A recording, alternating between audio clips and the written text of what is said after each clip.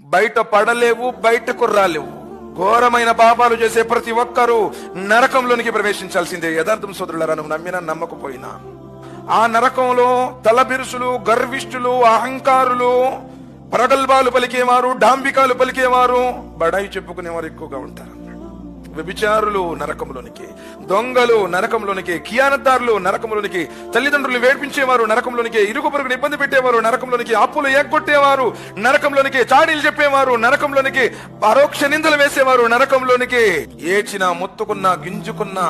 ఎందుకంటే లోకంలో ఎంత సమయం ఇచ్చాడు? 60 సంవత్సరాలు, 70 సంవత్సరాలు, 80 సంవత్సరాలు.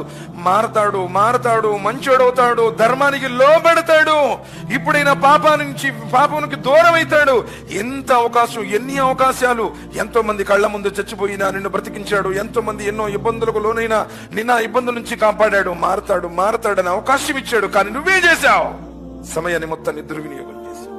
ఎక్కడెక్కడ ఎప్పుడెప్పుడు ఏమేం చేశామో వాటన్నింటికి పరిహారం చెల్లించాల్సింది. అంటే ఆ పాప పరిహారానికి నీవు ఆహుతి కావాల్సింది.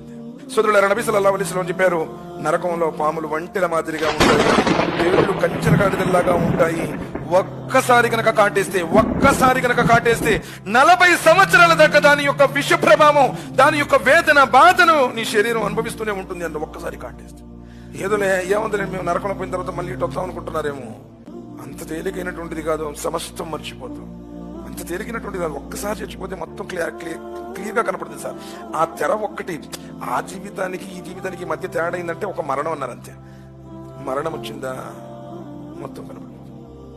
మృత్యుదూతను చూస్తా ఉన్న నబీ సల్లల్లాహు అలైహి వసల్లం, నువ్వు దడుచుకుంటున్నావే, బెదిరిపోతున్నావే, భయపడుతున్నావే, ఆ మరణదూత రావటం ఖాయం, నిన్ను కబళించడం ఖాయం. అది రాకముందే పశ్చాత్తాపడి ఆయన మార్గంలో రాను. అల్లాహ్ సుబ్హానహు వ తఆలా దాసుల యొక్క పాపాలను మన్నించేవాడు, దాసుల యొక్క పశ్చాత్తాపాన్ని స్వీకరించేవాడు. ధర్మాన్ని ధర్మంగా గుర్తించండి, ధర్మాన్ని ఆటగా కాలక్షేపంగా చేయవద్దు. మనకు నచ్చింది ధర్మం కాదు, ఆయన మెచ్చింది, ప్రవక్త చూయించింది దైవ ధర్మం. ఎందుకంటే నబీ సల్లల్లాహు అలైహి వసల్లం చెప్పారు, నరకాన్ని చూసి సాక్షాత్తు దైవ ప్రవక్తలందరూ కూడా వేడుకున్నారు. నరకాన్ని చూసి దైవ దూతలు ఏడ్చారు, నరకాన్ని చూసి ప్రవక్తలు వేడుకున్నారు. అల్లా నన్ను మమ్మల్ని రక్షించు.